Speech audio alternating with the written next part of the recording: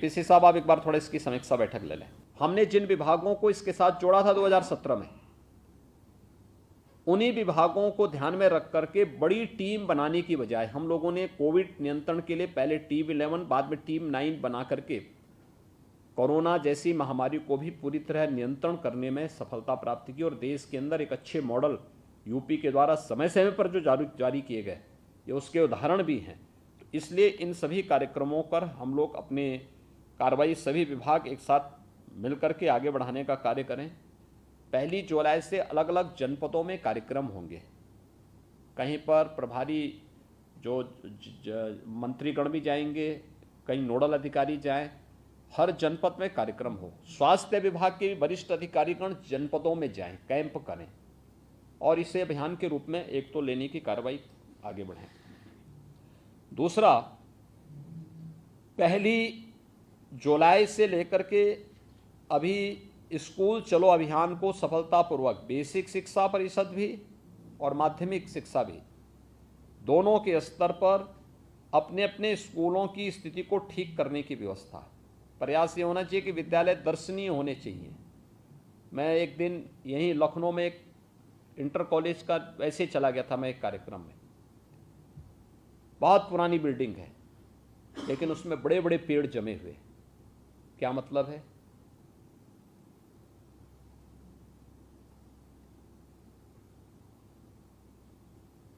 यानी पेड़ कहीं बाग में होने चाहिए, किसी जमीन पे होने चाहिए। भवनों की बिल्डिंग पे पेड़ कैसे जमे हुए हैं? ये चीजें दिखाती हैं कि विभाग के अधिकारीगण निचले स्तर पर जाकर के इन सभी बातों का निरीक्षण नहीं करते। प्रधानाचार्यों के साथ कोई संवाद नहीं। अगर कोई जिला विद्यालय निरीक्षक हो गया तो इसका मतलब वो ये मान लेता है कि अब मुझे किसी से संवाद नहीं बनाना। हमें हर प्रधानाचार्य के साथ संवाद बनाना होगा। वो गवर्नमेंट हो, गवर्नमेंट के द्वारा एडेड हो, प्राइवेट हो। आखिर प्राइवेट संस्थान भी वही काम कर रहे हैं जो सरकार करना चाहती है। हमें उनके लिए हेल्पफुल बनना होगा और उनकी मदद भी लेनी होगी। हम उनको बताएं ना कि शासन की ये मंशा है। स्कूल चलो अभियान में बेसिक शिक्षा परिषद इस बात को नोट करें, हर परिवार को हमें टच करना है। कोई बच्चा स्कूल आने से वंचित न रह जाए, इस बात को हम सुनिश्चित करवा लें। दूसरा, उन बच्चों की यूनिफॉर्म समय पे बन जाए। पैसा डीबीटी के माध्यम से दे रहे हैं तो ये सुनिश्चित करना, जवाबदेही भी तय करना कि यूनिफॉर्म बच्चे के लिए जरूर बन जाए, बैग बुक्स उन्हें जरूर मिल जाए। स्कूल में भी साफ सफाई की व्यवस्था हो, बालक बालिकाओं के लिए टॉयलेट, पेयजल की व्यवस्था अलग अलग हो, बैठने की व्यवस्था उनकी अलग ठीक ढंग से ठीक हो, नियमित क्लासेस चलें। इसके बारे में अभी से अभियान चलें। स्कूल चलो अभियान पर हमें फोकस करना होगा। दूसरा, वन महोत्सव का कार्यक्रम भी इस दौरान होगा। एपीसी साहब, आप एक बार थोड़ा इसकी समीक्षा बैठक ले लें।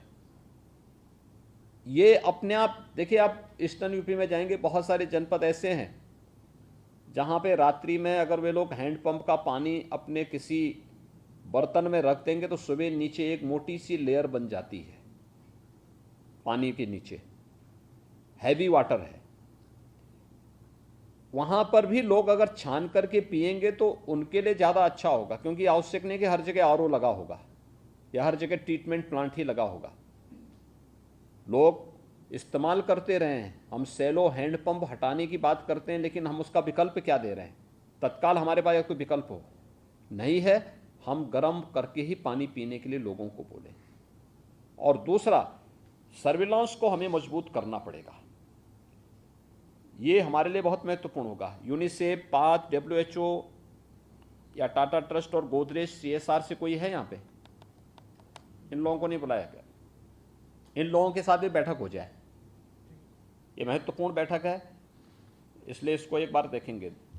एक तो हम लोग प्रतिवर्ष पिछले 5 वर्षों से वर्ष में 3 बार, यानी अप्रैल, जुलाई और अक्टूबर में संचारी रोग के उन्मूलन से संबंधित एक विशेष अभियान को अपने हाथों में लेते हैं, जिसमें इंसेफ्लाइटिस है। इंसेफ्लाइटिस में जापानी इंसेफ्लाइटिस भी है और एक्यूट इंसेफ्लाइटिस भी है। डेंगू, कालाजार, मलेरिया, चिकनगुनिया, इन सब के खिलाफ एक विशेष अभियान होता है ये, जिसमें सेंट्रल और स्टेट गवर्नमेंट दोनों की स्कीम को हम लोग लेकर के चलते हैं।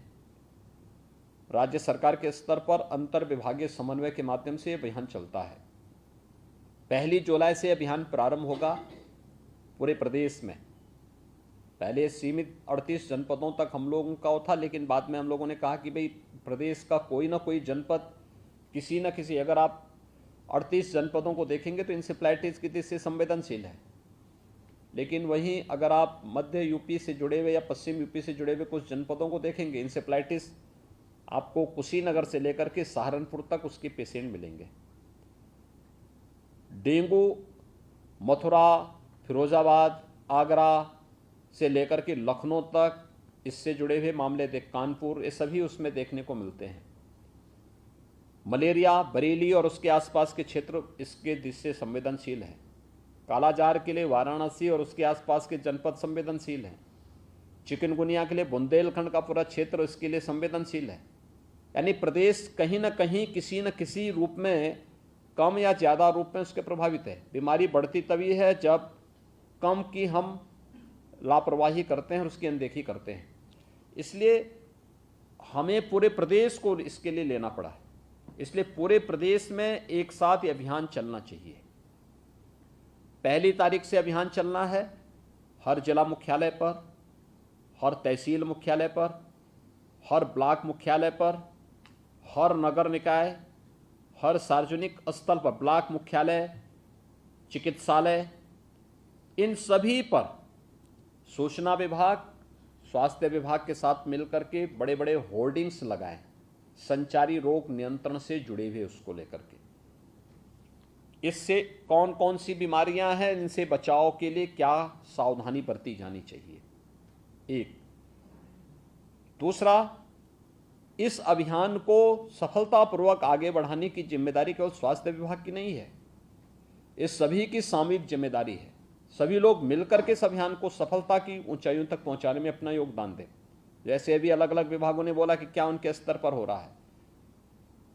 स्कूल कुछ जगह खुल चुके हैं, कुछ 1 जुलाई से खुलेंगे, कुछ 5 जुलाई से खुलेंगे। बच्चों में अभी से अवेयरनेस के कार्यक्रम, हम टेलीविजन में विज्ञापन भी दें तो बहुत अच्छे छोटे छोटे विज्ञापन दें।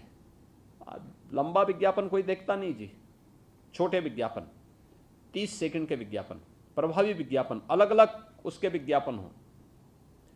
कोई स्वास्थ्य विभाग के द्वारा, कोई नगर विकास के द्वारा, कोई ग्राम्य विकास के द्वारा, कोई पंचायती राज के द्वारा, कोई अन्य विभागों के द्वारा, अलग अलग